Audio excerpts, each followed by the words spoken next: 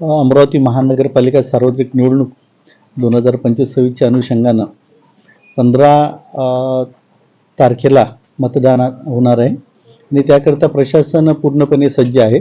मतदान केंद्राची निश्चिती करण्यात आली आहे. मतदान केंद्रांची ज्या दुरुस्त्या होत्या त्याही करण्यात आल्या आहेत. मतदान केंद्रावर मतदारांकरता आवश्यक असणाऱ्या सगळ्या फॅसिलिटीज ह्या पूर्ण करण्याचा आम्ही प्रयत्न केलेला आहे.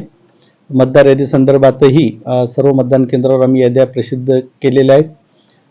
दिनांक 14 जानेवारी रोजी सर्व मतदान पथकं या ठिकाणून रवाना होतील आणि 15 तारखेला मतदान होईल आणि याची पूर्ण तयारी प्रशासनामार्फत करण्यात आलेली आहे.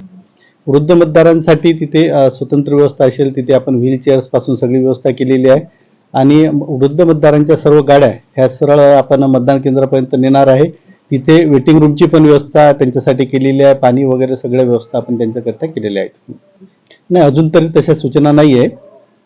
त्याबाबत आपण बघू आणखी काही करता येईल तर, पण अद्यापपर्यंत त्या सूचना नाही आहे. आता मतदानाची सुट्टी ही खरं म्हणजे मतदाना दिवशी दिलेली सुट्टी शासनाने ही सगळ्यांनी आपला हक्क बजावावा यासाठी आहे.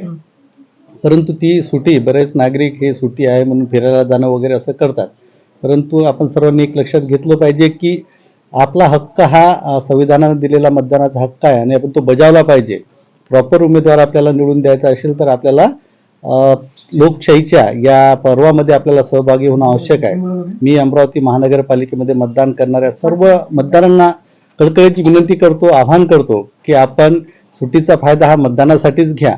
आपल्याला आणखी सुट्ट्या आहेत, शनिवार रविवारी आपल्याला कुठेही जाता येईल, परंतु 15 तारखेला आपण सर्वांनी मतदानाकरता जावं. आपले नातेवाईक, आपले मित्र, आपले शेजारी पाजारी या सर्वांना या बाबतीत आपण घेऊन त्यांना मतदानाकरता जावं हीच